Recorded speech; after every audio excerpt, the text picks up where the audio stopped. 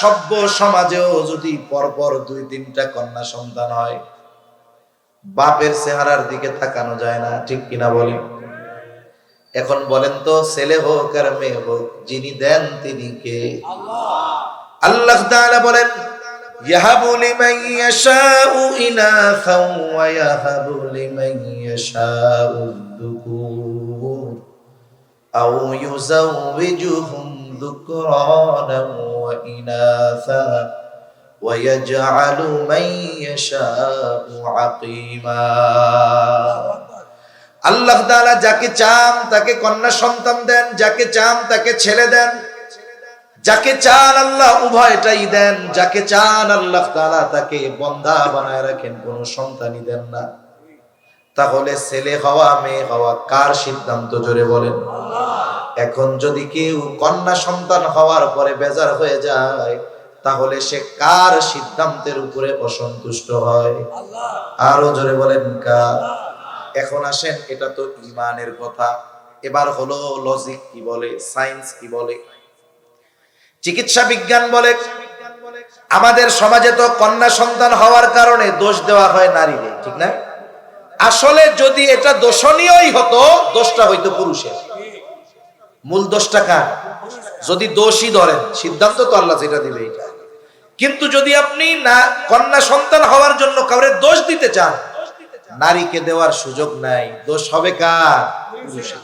অথচ দেখেন, পরপর 2-3টা কন্যা সন্তান হইলে এটারে সাইডে আর একটা বিয়ে করার ধান্দা করে, আছে না নাই? কত জুলুম অত্যাচার করে। তাহলে কন্যা সন্তান হওয়া সুসংবাদ, এটা বলছে কে? আল্লাহ বলছে, ওই যা বুশিরা আহাদুহুম, এই যে সুসংবাদ ওদের দিলে মুখ কালা হয়ে যাইতো, তাইলে যার মাইয়া হওয়ার পরে মুখ কালা হয়, ওর খাসলাত আর ওই জাহেলিয়াতের সময়ের লোকগুলার খাসলাতের সাথে তফাৎ। তাহলে কন্যা সন্তান, এটাকে আল্লাহ বলেছেন সুসংবাদ।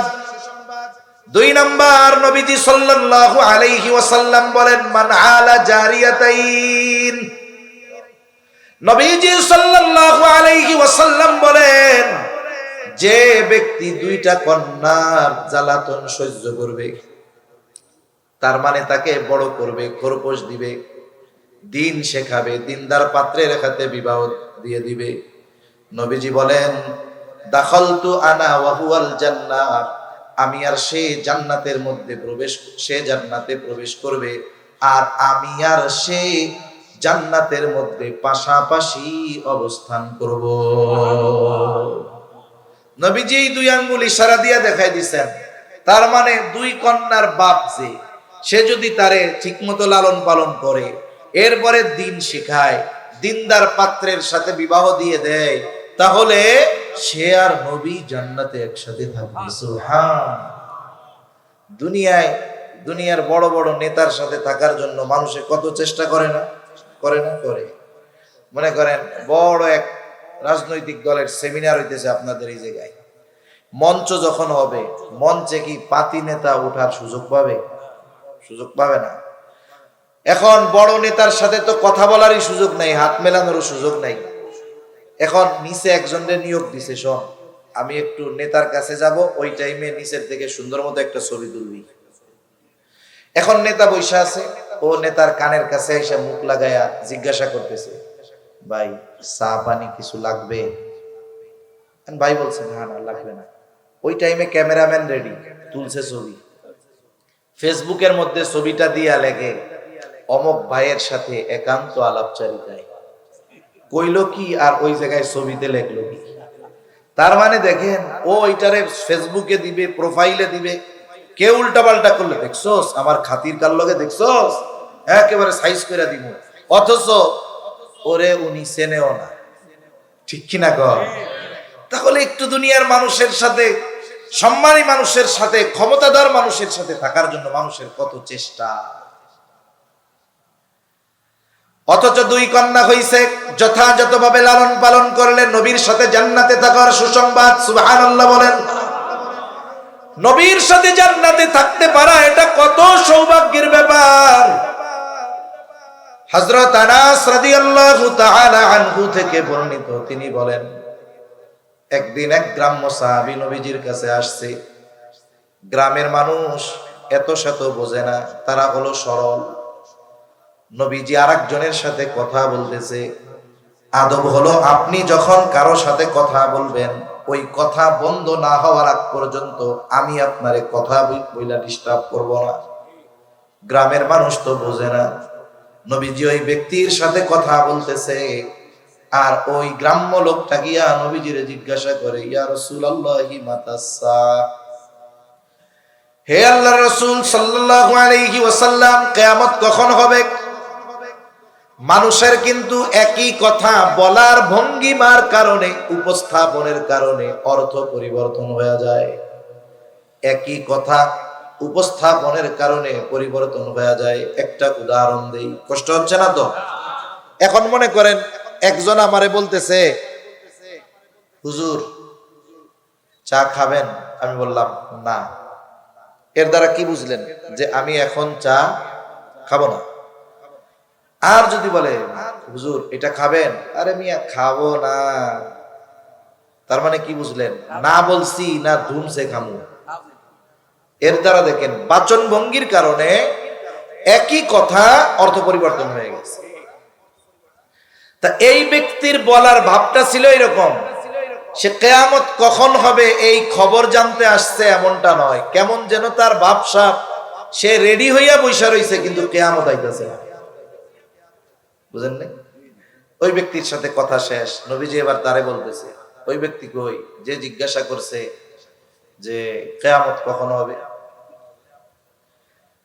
নবীজি সে যদি জিজ্ঞাসা করতো কখন হবে, তাহলে নবীজি বলতেন আমি জানি না, অথবা আলামত এইগুলা এইগুলা। কিন্তু নবীজি তাকে পাল্টা প্রশ্ন করছে, মা আদাত্তা লাহা, তুমি কিয়ামতের জন্য কি পাথেয় সংগ্রহ করেছো? সরল মানুষ বলে আমি আল্লাহ এবং তার রাসূলকে ভালোবাসি। নবীজি বললেন আল মারউ মা'a মান আহাব্বা, যে যাকে মহব্বত করে ভালোবাসে তার সাথে অবস্থান করবে। প্রশ্ন ছিল কি কিয়ামত কখন হবে? শেষ জবাব হইল কি? বলে যে যাকে মহব্বত করে তার সাথে অবস্থান করবে। তার মানে ওই ব্যক্তি প্রশ্ন করেছে একটা, কিন্তু উদ্দেশ্য ছিল তার আরেকটা। হযরত আনাস রাদিয়াল্লাহু তাআলা আনহু বলেন, নবীজির মুখে যখন এই কথা শুনলাম, যে যাকে মহব্বত করে তার সাথে অবস্থান করবে, তিনি বলেন এই কথা নবীজির মুখে শুনে আমরা এতটা খুশি হয়েছি, ইসলাম গ্রহণের পরে আর কোনো কথায় এত খুশি আমরা হই না। আমরা তো জান্নাতে যাওয়ার চিন্তা করি, সাহাবা ইকরাম চিন্তা করতো জান্নাতে যে জামু ওই জায়গায় কি নবীরে দেখতে পারবো? তাদের চিন্তা ছিল নবীর সাথে থাকতে পারবো কিনা। তাহলে দুই কন্যার বাপ যে, তার জান্নাতে নবীর সাথে থাকার সুযোগ আছে না নাই? তিরমিজির হাদিস, নবীজি সাল্লাল্লাহু আলাইহি ওয়াসাল্লাম বলেন, যার তিনটা কন্যা অথবা তিনটা ভগ্নী আছে, বোন আছে, এদেরকে দিন শিখাইছে, দিনদার পাত্রের সাথে বিবাহ দিয়ে দিছে, কিয়ামতের দিন এই তিন কন্যা তার জন্য জাহান্নাম থেকে আড়াল হয়ে দাঁড়াবে। জাহান্নামে যাওয়ার ক্ষেত্রে অন্তরায় হয়ে যাবে। যদি পিতা গুনাহগার হয়, এই কন্যা সন্তানগুলো তার জান্নাতে যাওয়ার ক্ষেত্রে দেয়াল হয়ে দাঁড়িয়ে যাবে। এখন বলেন, ইসলাম নারীর হক সম্মান প্রতিষ্ঠা করেছে, ঠিক কিনা বলেন? যারা বলতে চায় ইসলামে নারীর অধিকার নাই, আমি বলি ইসলামের আগেই নারীর অধিকার ছিল না। এরপরে দেখেন, ইসলাম তো নারীকে দিয়েছে পুরুষের অর্ধেক, কিন্তু নারীর ক্ষেত্রে কোন জায়গায় খরচ করাকে ইসলাম বাধ্য করে নাই। একটা মেয়ে যখন জন্ম নেয়, সর্বপ্রথম তার পরিচয় হয় সে কারো না কারো কন্যা, ঠিক কিনা বলেন? বাবার ঘরে মেয়ে যখন থাকে, বলে যতদিন মেয়ের বিবাহ না হবে ততদিন ওই মেয়ের খরচ চালাতে বাধ্য বাবা। 20 বছর হয়েছে বিয়া হয় না, খরচ চালাতে বাধ্য বাবা। 25 বছর 30 বছর বিবাহ হয় না, খরচ চালাতে বাধ্য তার পিতা। তার মানে মেয়ের খরচ চালাতে বাধ্য পিতা কতদিন? বলে বিবাহ না হবে যতদিন। এখন ছেলের ক্ষেত্রে কতদিন পিতা বাধ্য? বলে ছেলে যতদিন না বালক থাকবে, বালেগ হয়ে যাওয়ার পর ওই ছেলের খরচ চালাতে পিতা বাধ্য নয়। বালেগ কতদিনে হয়? 18 বছরে না। আহাদুল বুলুগ বালেগ হওয়ার সর্বশেষ সময়সীমা হলো 15 বছর। কত বছর? ইংরেজি হিসাবে না, আরবি হিসাবে 15 বছর। তাহলে ইংরেজি হিসাবে কতদিন হয়? বলে 14 বছর 7 মাসের মতো হয়। একটা ছেলের যখন 14 বছর 7 মাস হয়ে যায়, তখন তাকে আর নাবালক বলার কোনো সুযোগ নাই। এর আগেও বালেগ হয়ে যেতে পারে, 11 বছরে হয়ে যেতে পারে, 12 বছরে হতে পারে, 13তে হতে পারে। তবে 14 বছর 7 মাস হয়ে যাবার পর একে আর নাবালক বলার কোনো সুযোগ নাই। তার মানে একটা ছেলে যখন 14 বছর 7 মাস অতিক্রম করবে, ওই ছেলেটার খরচ তার পিতা বহন করতে বাধ্য নয়। কিন্তু মেয়ের ক্ষেত্রে বিষয়টা এমন, বালেগা হলেই যে খরচ বাদ দিয়ে দিতে পারবে এমন নয়, বরং মেয়ের বিবাহ না হবে যতদিন, ওই মেয়ের খরচ চালাতে পিতা বাধ্য ততদিন। এবার বুঝে থাকলে একটু জবান খুলে বলেন, বাবার ঘরে ইসলাম ছেলেকে জিতালো নাকি মেয়েকে জিতালো? এবার আর একটু কথাই বলি। মেয়ের যখন বিবাহের বয়স হয়, মেয়ের বিবাহ দেওয়ার জন্য অভিভাবক চিন্তিত হয়ে যায়, ঠিক না? বলেন তো, শুধু কি মেয়ে বিবাহ উপযুক্ত হলে অভিভাবক বিবাহ দিবে, ছেলে বিবাহর উপযুক্ত হলে দিতে হবে না? নারী পুরুষ উভয়ের ক্ষেত্রেই তো আল্লাহর আদেশ, وَأَنكِحُوا الْأَيَامَ مِنكُمْ وَالصَّالِحِينَ مِنْ عِبَادِكُمْ وَإِمَائِكُمْ إِنْ يَكُونُوا فُقَرَاءَ يُغْنِهِمُ اللَّهُ। আল্লাহ রাব্বুল আলামিন অভিভাবকদেরকে আদেশ দিচ্ছেন, তোমাদের অধীনস্থ যারা বিবাহ উপযুক্ত আছে, হোক দাস দাসী, তাদেরকে তোমরা বিবাহ দিয়ে দাও। তার মানে বিবাহ উপযুক্ত ছেলে থাকলে বিবাহ দিয়ে দেওয়ার আদেশ অভিভাবকের উপর, মেয়ে থাকলে আদেশ অভিভাবকের উপর। কিন্তু আমাদের দেশের অধিকাংশ অভিভাবকেরা মেয়ের বিবাহ দেওয়াটা নিজের জিম্মাদারি মনে করে, আর ছেলের বিবাহ দেওয়াটা করাটা এটা তার জিম্মাদারি মনে করে না। এজন্য মেয়ের যখন বিবাহর বয়স হয়, সময় হয়, লক্ষ লক্ষ টাকা খরচ করে। অনেকে আছে মেয়ে হইছে, আমাদের অঞ্চলগুলোতে করে, মেয়ে হইছে চিন্তা করে বিবাহ দিতে হবে, দামি কাঠের গাছ লাগায়। 10-15 বছর, 16-17 বছরে মেয়েকে বিবাহ দিবে, 17 বছর পরে ওই গাছ কাটে। এক একটা লাগাইছিল 10 টাকা দিয়া, দাম হয়ে গেছে 1 লক্ষ টাকা। আবার মেয়ে হইছে এই চিন্তা কইরা তার জন্য মাসে 500-1000 টাকা করে জমায়।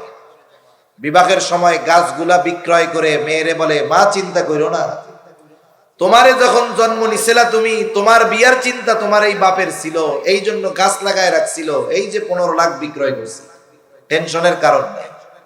কেন? ছেলেটার জন্য 10টা গাছ লাগানো গেছিল না? ছেলেরও তো বিবাহ দেওয়ার দায়িত্ব আপনার। 10টা গাছ লাগায়া বিবাহর উপযুক্ত হলে এই গাছ বিক্রয় করে টাকা দিয়ে তারে বলতে পারতেন, ব্যবসা বাণিজ্য করো, বিবাহর উপযুক্ত হয়েছে, বিবাহ করো। তুমি যৌবনের তাড়নায় পাপ করবা, আর আমি বাবা সেই পাপের ভাগ নিতে পারবো না। এই রকম বুক ফুলিয়ে বলা বাবা এ বাংলাদেশে কমই আছে, ঠিক কিনা বলেন? বরং ছেলে যদি বিবাহ উপযুক্ত হয়, বিয়ে করতে চায়, আফসোসের সাথে বলতে হয়, গতকাল না পরশুদিন এক তরুণ আফসোস করতেছে, বলতেছে আমার বয়স তখন 21 বছর, আমি দ্বীনের উপরে চলার চেষ্টা করতাম, আমার শরীর বলতেছে বিবাহ করব, বাবার এবিলিটি আছে, বাবারে বলছি, বাবা ধমক দিয়া বসায় দিছে। আরো পরে 30 বছরের আগে কোনো বিয়া শাদী নাই। এইবার ছেলেটা পাপে জড়িয়ে গেছে। একে তো পাপ করতেছে, এই পাপের সমপরিমাণ বাবার আমলনামায় যাচ্ছে। দুঃখের বিষয় কি, ছেলেটা এক সময় অসুস্থ, সে রক্ত পরীক্ষা নিরীক্ষা করার পরে দেখলো তার এইডস হয়ে গেছে। কেন? যৌবনের তাড়না মেটাতে গিয়ে সে যখন পাপের পথে গেছে, সে তো পাপ করেছে, তার জীবনটা ধ্বংস হয়েছে, বলতেছে এর জন্য পুরা দায়ী হলো আমার বাবা। এই জন্য মনে রাখবেন, ছেলেও যদি বিবাহ উপযুক্ত হয় আমরা বিবাহ দিয়ে দিব ইনশাআল্লাহ। কিন্তু ছেলেদের ক্ষেত্রে কি হবে? 20 বছর 25 বছর বয়স বিয়া করতে যায়, এখন বাপ কয় 25 বছর পর্যন্ত খাওয়াইলাম, আর তুমি বেকার, কাম কাজ ধরো, নিজের পায়ে দাঁড়াও, এরপরে বিয়া করো। এবার মনে করেন ব্যবসা বাণিজ্য একটা ধরছে, এবার কয় এবার তাইলে বিয়া দিয়া দেন। কয় 25 বছর খাওয়াইলাম, কামাই করে আমাকে আগে 5 বছর খাওয়াও, এরপরে বিয়া করো। বলে কি বলে না? এই সময়গুলাতে যদি সে পাপের সাথে জড়িয়ে যায়, এই পাপের ভাগ ওই অভিভাবকের নেওয়া লাগবে। তাহলে বাবার ঘরে যখন কন্যা, বলে সব খরচ বহন করার দায়িত্ব বাবার যতদিন বিবাহ না হবে। এরপরে মেয়ের যখন বিবাহ হবে, স্বামীর ঘরে যখন যাবে, এইবার স্বামী তার সব খরচ বহন করতে বাধ্য। দেনমোহর দিতে হবে মোটা অঙ্কের মহারানা। আবার স্বামীর বাড়িতে গিয়ে সব খরচ চালাতে স্বামী বাধ্য। খাদ্য, বস্ত্র, চিকিৎসা, বাসস্থান সব চালাবে স্বামী। তাহলে বাবার ঘরে 1 টাকা খরচ নাই কন্যার, স্বামীর ঘরে 1 টাকা খরচ নাই কন্যার। এখন স্বামী দুনিয়া থেকে যদি চলে যায়, আল্লাহ তাআলা যদি তারে সন্তান দেয়, আল্লাহ তাআলা স্পেশাল আয়াত নাজিল করে ওই মায়ের খরচ চালানোর জন্য সন্তানদেরকে আল্লাহ তাআলা কঠোর আদেশ দিয়ে দেয়। তাহলে গোটা হায়াতে নারীর কোনো খরচ নাই, বলে পুরুষের খরচের কোনো শেষ নাই। একজনের বেতন হলো 50,000, আর একজনের 25,000।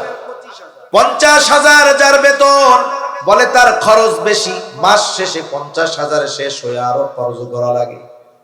কিন্তু যার বেতন 25,000, তার 10,000 15,000 মাস চলে যায়, মাস শেষে আরো 10,000 ডানে থাকে। বলেন তো বছর শেষে লাভবান কে, 50 ওয়ালা না 25 ওয়ালা? এজন্য নারীর ক্ষেত্রে কোনো খরচ আল্লাহ বাধ্যতামূলক করেন নাই, কিন্তু পুরুষের কোনো খরচ নাই। এখন যদি আপনি একটু ঠান্ডা মাথায় চিন্তা করেন, দেখবেন যদিও পরিমাণে দেখা যায় অর্ধেক, কিন্তু বাস্তবেই আল্লাহ তাআলা হিসাব করলে নারীকে জিতায়া দিয়েছে। তবে ইবাদতের ক্ষেত্রে এই ধরনের দৃশ্যমান কোনো কমতি বেশ কম নাই। বরং বুজুর্গানে দিন বলেন, এই জায়গায় আল্লাহ নারীদের জিতিয়েছে। একজন পুরুষ যদি ইচ্ছা করে, বাসায় নফল নামাজ পড়ার পরিবেশ নাই, সে মসজিদে চলে আসতে পারে। নারী মন চাইলেই পারে না। তবে দেখুন, নারী গৃহস্থলী কাজ করে, স্বামীর জন্য রান্না করে, স্বামীর কাপড় চোপড় ধুইয়া দেয়, শ্বশুর শাশুড়ির খেদমত করে, সন্তান লালন পালন করে, আত্মীয় স্বজন আসলে মেহমানদারি করে, রান্না করে। বুজুর্গানে দিন বলেন, কোন নারী যদি এই ঘরের কাজগুলো আল্লাহর সন্তুষ্টির জন্য করে, তাহলে এই কাজগুলাও তার আমলনামায় কবুল ইবাদত বলে যোগ হয়ে যায়। অথচ পুরুষ মসজিদে আইসা নামাজ পড়লো, কবুল হতেও পারে নাও পারে। আর উনি ঘরে আল্লাহর সন্তুষ্টির জন্য স্বামীর খেদমতের নিয়তে রান্না করছে, বলে এইটাও ওনার আমলনামায় কবুল ইবাদত বলে যোগ হয়ে যায়। তাহলে আসেন, লম্বা হয়ে যাচ্ছে কথা। আল্লাহ তাআলা কি বলেন? মান আমিলা সলিহাম মিন যাকারিন আও উনসা ওয়া হুয়া মুমিন।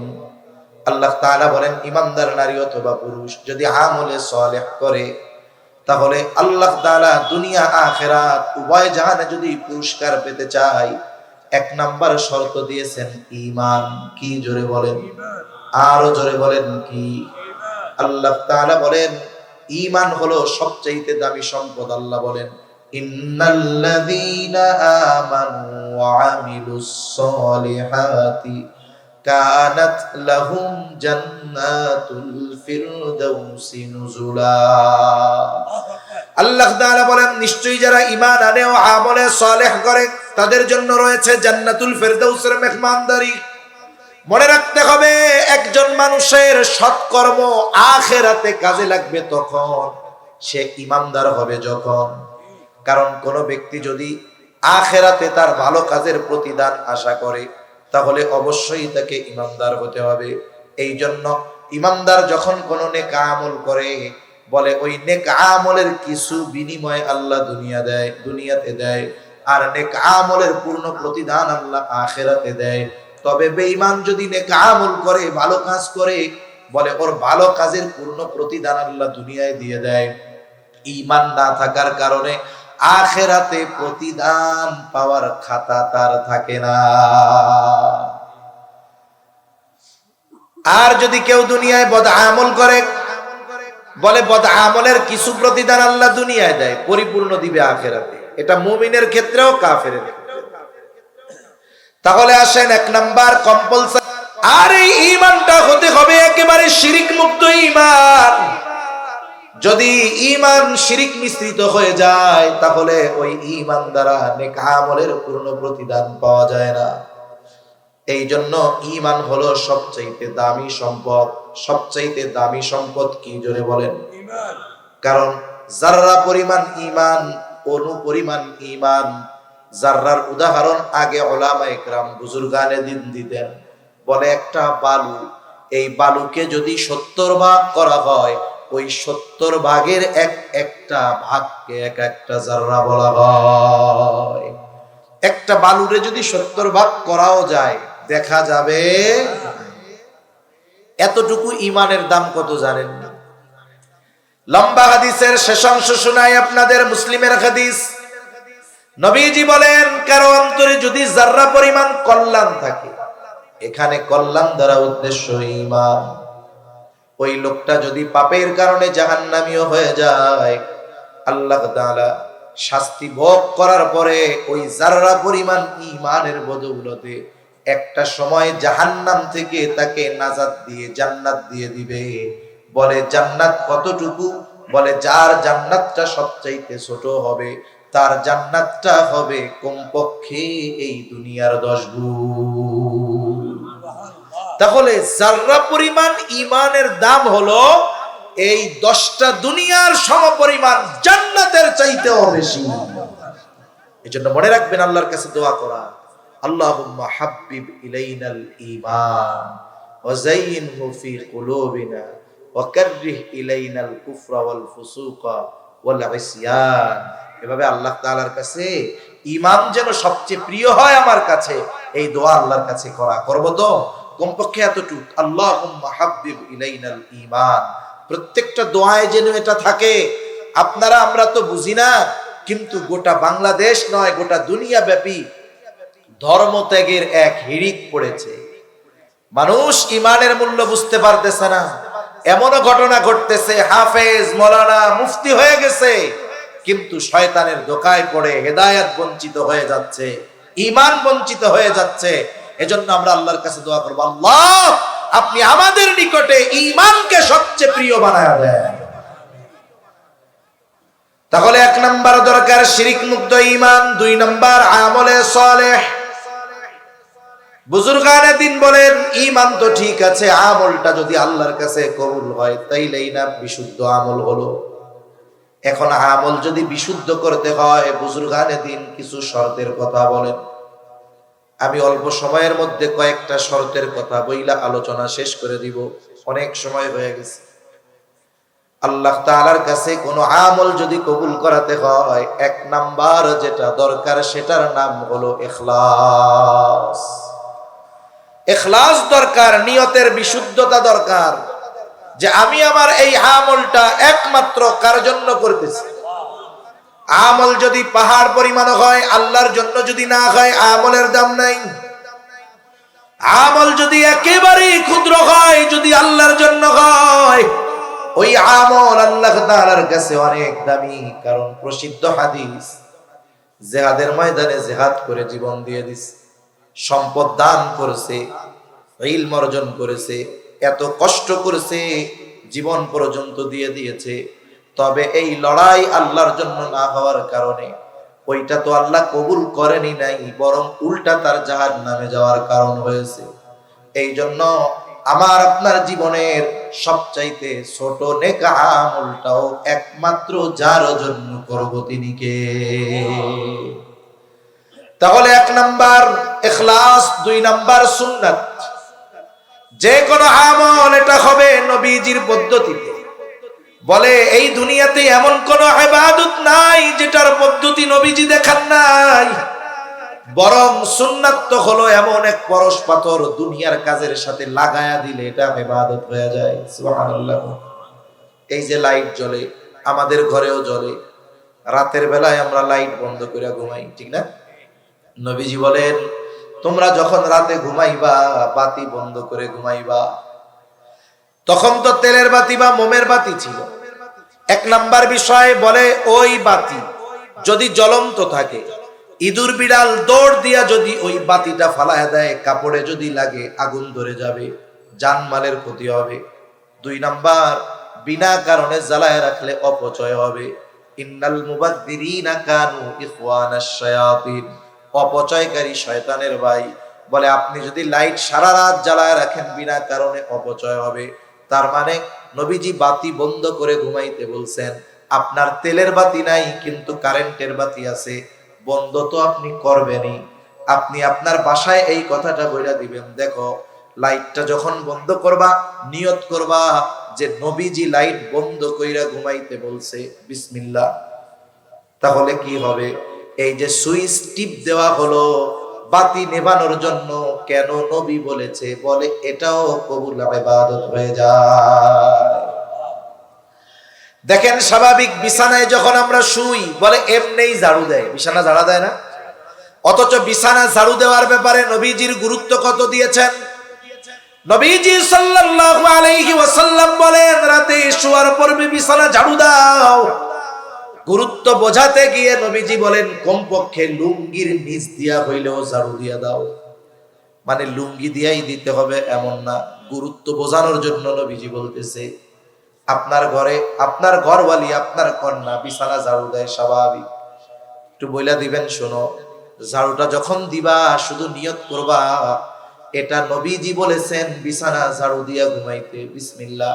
তাহলে এই দুনিয়ার কাজটা নবীর তরিকায় হওয়ার কারণে বিছানা ঝাড়ু দেওয়াটাও ইবাদত হয়ে যায়। তাইলে বিছানা ঝাড়ু দেওয়ার সুন্নাত তরিকা যেখানে আছে, তাইলে ইবাদত, নামাজ, রোজা, হজ, যাকাত সহ যত ইবাদত আছে এগুলার পদ্ধতি নবীজি জানায়া দিবেন না? এজন্য ইবাদত হবে নবীজির তরিকায়, সুন্নাত মতে। 3 নাম্বার গুরুত্বপূর্ণ একটি পয়েন্ট, বলে আপনি আমি ইবাদত করব, ওই ইবাদতের মাসলা মাসাইল জানতে হবে। এখানেই আসলো ইলমের কথা। ইলম, তলাবুল ইলমি ফরিদাতুন আলা কুল্লি মুসলিম, দ্বীনি ইলম শিক্ষা করা প্রত্যেক মুসলমান নরনারীর উপরে ফরজ। দ্বীনি ইলমের দুইটা স্তর, বলে একটা হলো ফরজে আইন আর একটা হলো ফরজে কিফায়া। ফরজে কিফায়া কারে বলে আমরা সকলে কম বেশি জানি। এক এলাকায় একজন মানুষ মারা গেছে, কেউ দাফন কাফনের দায়িত্ব নেয় না, জানাজা হয় না, বলে সবগুলা গুনাহগার হবে। কিন্তু কয়েকজন ব্যক্তি যদি ওই এলাকার ওই কাজগুলো করে, সবার উপর থেকে দায়িত্ব আদায় হয়ে যাবে, ঠিক না? এটা হলো ফরজে কিফায়া। আর ফরজে আইন যেটা, যেমন জানাজার নামাজ আপনার এলাকার কয়েকজন পড়লে আপনারও হয়ে যাবে, কিন্তু ফজরের নামাজ আপনি যদি ইমাম সাহেব আর মুয়াজ্জিন রে অনেক কাম করেন, আমার 2 রাকাত পড়ে দিন, হবে? তার মানে ওইটা আপনার নিজের আদায় করতে হবে। ফজরের নামাজ আপনার জন্য ফরজে আইন। তাহলে দিলি ইলমের দুইটা স্তর, একটা ফরজে কিফায়া, ফরজে আইন।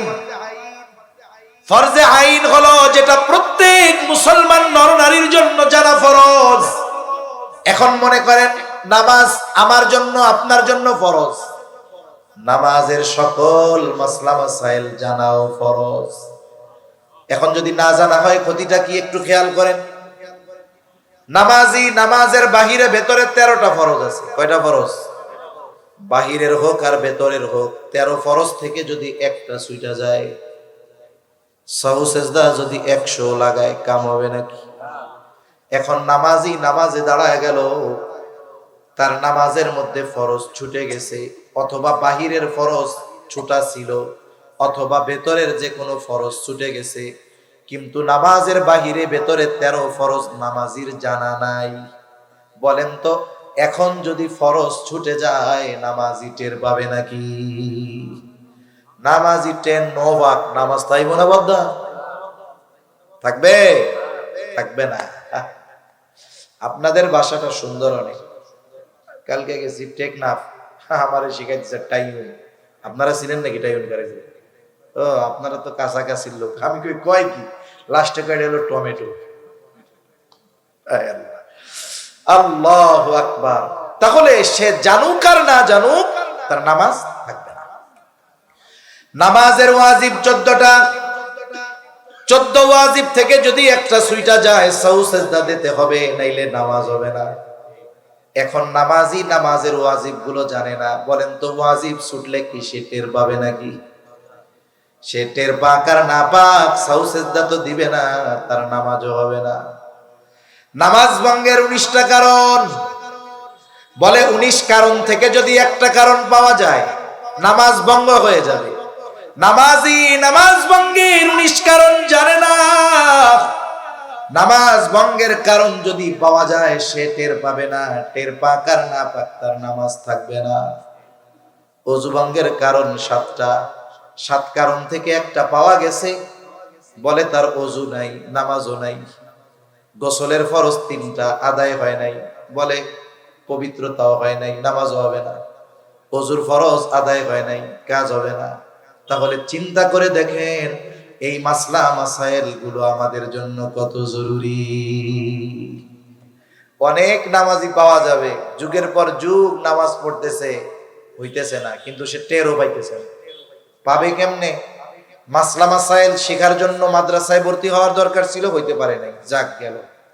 এরপরে দাওয়াত ও তাবলীগে সময় দিতে বলা হইল উলামায়ে কেরামের সাথে পরামর্শ কইরা, সেখানেও যায় নাই।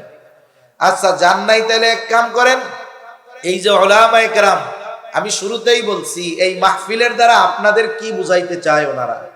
এখানে তো কথা শুনে আমল হবে, ওনারাও সেই কথাগুলা জানে। আরেকটা জিনিস বুঝাইতে চায়।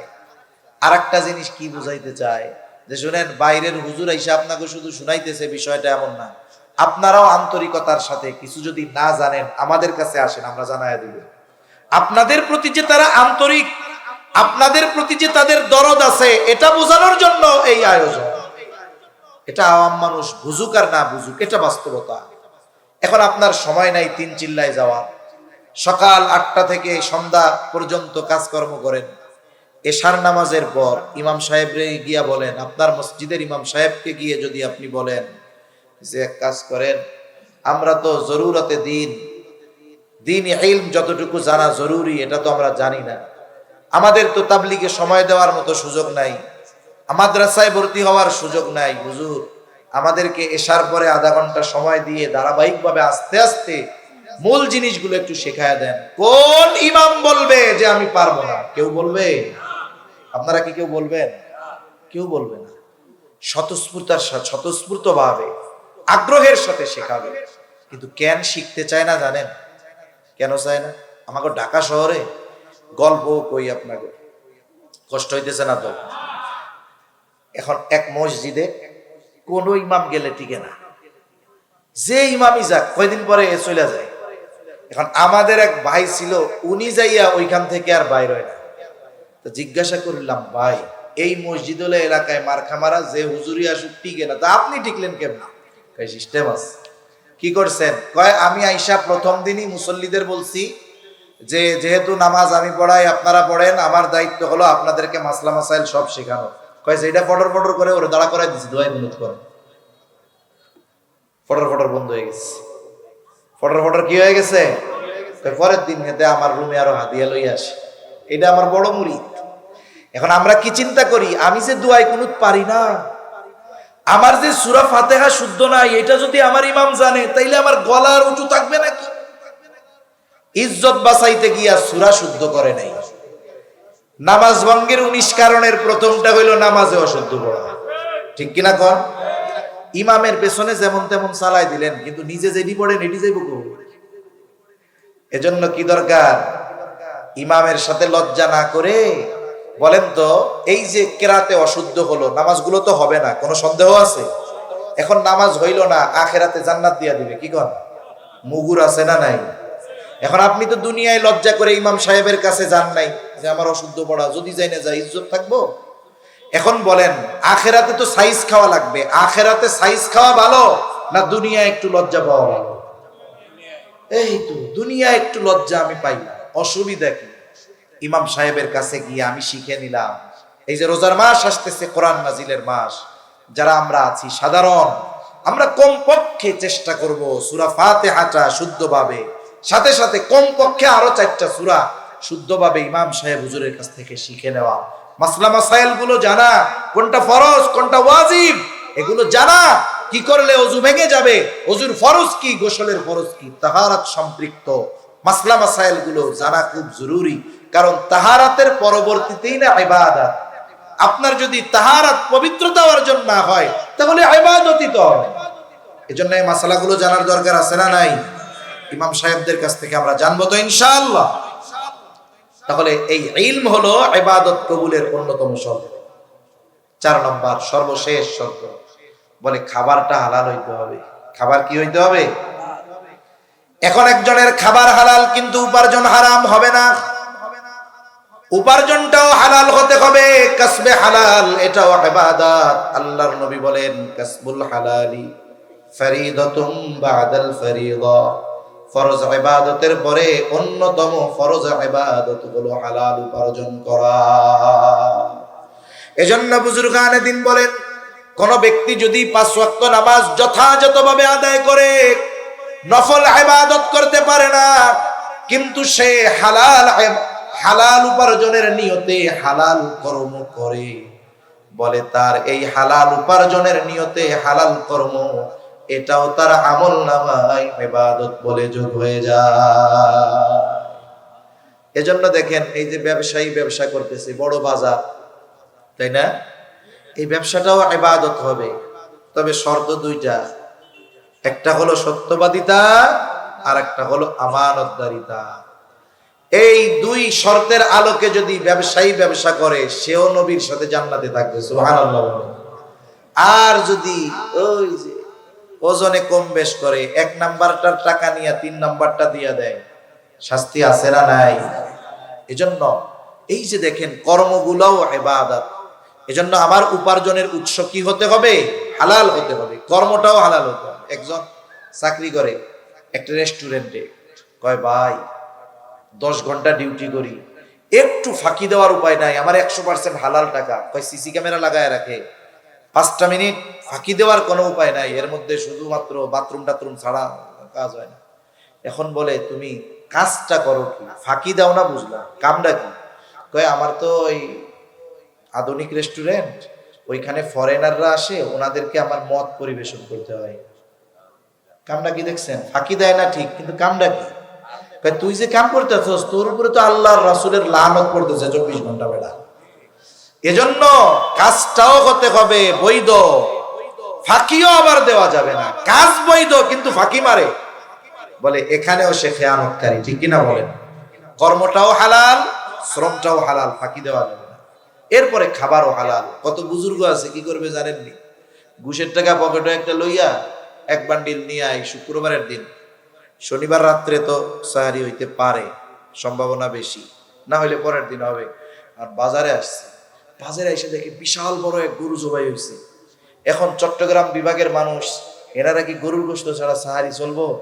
এখন উনি দেখছে যে বিশাল গরু, কসাইরে যায় জিজ্ঞাসা করে এত বড় গরু জবাই দিলি কেমনি? কয় 2 জনে দিয়ে দিচ্ছে। এখন ওই যে ওয়াজে শুনছে, হালাল প্রাণী যদি ইচ্ছা করে বিসমিল্লাহ বাদ দিয়া জবাই দেয়, আল্লাহর নাম বাদ দিয়া জবাই দেয়, ওই প্রাণীর গোশত আর হালাল থাকবে না। কয় 2 জনে জবাই দিছিলি বেটা, আল্লাহর নাম কইস না? উনি বলে জি বলছি। কয় বলতে মনে ছিল? কয় হ্যাঁ ছিল। এখন কসাই কয় বলদ ভাইবেন না, নামাজ কালাম পড়ি না, আল্লাহর হক নষ্ট করতেছি, আল্লাহ মাফ করে দিতে পারে। ইচ্ছা কইরা বিসমিল্লাহ বাদ দিয়া হারাম গোশত খাওয়াইয়া বান্দার হক নষ্ট কইরা জাহান্নামে যাবো মিয়া? তার মানে পকেটে ঘুষের টাকা নিয়ে যিনি আসছেন, উনি নিশ্চিত হইলেন যে গরুর গোশতটা কি আছে? হালাল আছে। এই যে আমার সিনার থেকে দেখা দেখা 20 কেজি দিই, এবার 20 কেজি হালাল গোশত নিয়ে পকেট থেকে দিছে কি? এরকম আল্লাহর বান্দার অভাব আছে দুনিয়ায়? এজন্য আমাদের উপার্জনটাও হালাল হতে হবে, খাবারটাও কি হতে হবে? হালাল হতে হবে। এই 4টা শর্ত। 1 নাম্বার ইবাদত আল্লাহর জন্য, ইমান তো ঠিক থাকতেই হবে, কম্পালসারি। 2 নাম্বার নবীর তরিকায়। 3 নাম্বার ইবাদত করব, ইলম অর্জন করতে হবে। 4 নাম্বার উপার্জন, খাবার উভয়টা হালাল। এখন এই 4 শর্ত ঠিক আছে, নারী হোক আর পুরুষ হোক। কয় ধরনের পুরস্কার? কথা শেষ। 2 ধরনের। প্রথমটা দিবে আল্লাহ দুনিয়ায়, সুবহানাল্লাহ বলেন। যারা ভাবে যে আল্লাহর হুকুম আহকাম মাইনা চললাম, আখেরাতেই তো পামু, দুনিয়ায় কি দিবে? দুনিয়ায় কি দিবে শুনেন এখন। আল্লাহ তাআলা বলেন, ফালানুহিয়ান্নাহু হায়াতান তাইয়্যিবা। আল্লাহ তাআলা দুনিয়ায় দিবে কি? বলে হায়াতে তাইয়্যিবা আল্লাহ দান করবে। হায়াতে তাইয়্যিবার লম্বা কথা সংক্ষেপে শুনি, অনেক মুফাসসিরদের কওলগুলো শোনায় দেই। 1 নাম্বার হায়াতে তাইয়্যিবা অর্থাৎ হলো হালাল রিজিক। কি রিজিক? জোরে বলেন। হালাল রিজিক। আবার যতটুকু প্রয়োজন এতটুকু দিবে আল্লাহ। অমুখাপেক্ষী জীবন দিবে, তার মানে মানুষের কাছে মুখাপেক্ষী হওয়া লাগবে না, তার যতটুকু প্রয়োজন ব্যবস্থা করবে কে? আবার দেখেন, যতটুকুই আল্লাহ তাকে দিবে, আল্লাহ তাআলা সাথে সাথে তাকে স্বল্পে তুষ্টতা দান করবে। তার মানে কম পাইলেও সে খুশি, আলহামদুলিল্লাহ। স্বল্পে তুষ্টতা যদি আমরা অর্জন না করতে পারি, তাইলে দুনিয়ার শান্তি পাওয়া সম্ভব না। কারণ আপনি 2 তালা বাড়ি বানাইছেন, 2 তালা, আশেপাশে আর বাড়ি ঘর নাই, আপনারটাকে রাজপ্রাসাদ মনে হবে, ঠিক না? এখন আপনার পাশে আর একজনে 30 তালা বানাইছে, ওই 30 তালার ছাদে উঠলে আপনারটারে পাবলিক টয়লেট মনে হবে। আর আপনি যখন আপনার 2 তালার থেকে এরকম তাকাবেন, আপনার টুপিও পড়বো, চশমাও পড়বো। আপনার মধ্যে যদি স্বল্পে তুষ্টতা না থাকে, এইবার আপনার অন্তরের মধ্যে শুরু হয়ে গেছে, আর শান্তি হবে না। আল্লাহ কি দিবে? স্বল্পে তুষ্টতা দান করবে। আল্লাহর নবী বলেন, বনি আদমের পেট কবরের মাটি ছাড়া ভরবে না। 1 জমিন স্বর্ণ দিলে ও আর 1 জমিন পাওয়ার আকাঙ্ক্ষা করবে। কিন্তু আল্লাহ তাআলা এই গুণে গুণান্বিত নারী পুরুষকে স্বল্পে তুষ্টতা দান করবে, মানে তার যা আছে ওতে আলহামদুলিল্লাহ। আবার যা আল্লাহ দিবে এতে তার প্রয়োজন নেই। আবার আল্লাহ হালাল ভাবে ব্যবস্থা করবে, সম্মান দান করবে, পবিত্র জীবন দান করবে। শুধু তাই না, ইবাদতে মজা আল্লাহ দান করবে। সুবহানাল্লাহ। ইবাদতে মজার কথা বলতে গিয়ে তাফসীরের মধ্যে আসছে, এক বুজুর্গ বলতেছে যে এই ইবাদতের মধ্যে যে কি মজা আর বাদশাহী, কি তৃপ্তি, এটা যদি দুনিয়ার বাদশারা জানতো, আর এই মজা যদি ছিনিয়ে নেওয়ার মতো ব্যবস্থা থাকতো, ওরা ওদের সর্বশক্তি প্রয়োগ করে ইবাদতের মজা কেড়ে নিত মানুষের কাছ থেকে। এখন আমি কেমনে বুঝাবো আপনাকে? আমাদের অনেক মসজিদগুলো আছে, মসজিদগুলায় ফজরের নামাজে যুবক কম হয়, বুড়া মানুষ বেশি হয়, ঠিক না? অনেক মসজিদে আছে মুসল্লি ঠিক মতো হাঁটতে পারে না, লাঠিবর দিয়ে দিয়া ফজরের সময় ঠান্ডা পানি দিয়া ওযু কইরা কনকনে শীতে মসজিদে চলে যায়। ওই ব্যক্তিকে জিজ্ঞাসা করবেন যে 80 বছরের মুরব্বী, আপনি তো পথ চলতে পারেন না, আপনি এই শীতের মধ্যে ঠান্ডা পানি দিয়ে ওযু করে কনকনে শীতে কাঁপতে কাঁপতে মসজিদে কেন আসেন? ওনারে জিজ্ঞাসা করবেন, যদি ওই সেজদায় মজা না থাকতো উনি কষ্ট করে উঠে আসতো না, ঠিক কিনা বলেন? উনি ইবাদতের মজা পেয়েছে, এই জন্য কনকনে শীত আর ঠান্ডা পানি ওনাকে থামায় রাখতে পারে নাই, মসজিদ থেকে দূরে রাখতে পারে নাই। কারণ উনি সবচাইতে তৃপ্তি তো পায় তখন যখন সেজদার মাধ্যমে আল্লাহর কুদরতি কদমে লুটিয়ে পড়ে, ঠিক কিনা বলেন? এজন্য সেজদার মধ্যে সবচাইতে মজা। এখানে বান্দা আল্লাহ তাআলার সবচাইতে নিকটে চলে যায়। আল্লাহ বলেন, ওয়াসজুদ ওয়াকতাফ, সেজদা দাও আর নৈকট্য অর্জন করো। সুবহান। দুনিয়াতে আল্লাহ তাআলা তার সব প্রয়োজন মেটায় দিবেন, শান্তিময় এক জীবন তার হয়ে যাবে। এজন্যই দোয়া করি অনেক সময়, আপনারাও করেন, আমরাও করি, আল্লাহ আমাকে হায়াতে তাইয়্যিবা দান করেন। হায়াতে তাইয়্যিবা হলো এইটা। আখিরাতে আল্লাহ কি দিবে? বলে দুনিয়ায় যেই আমল আমরা করি, 1000 বছর যদিও হায়াত পাইতাম, গোটা সময়টাও যদি ইবাদতে কাটাইতাম, আল্লাহ দুনিয়ায় যেই নিয়ামত দিয়েছে ওই ইবাদতের মাধ্যমে এই নিয়ামতের মূল্য পরিশোধ করা যাইত না।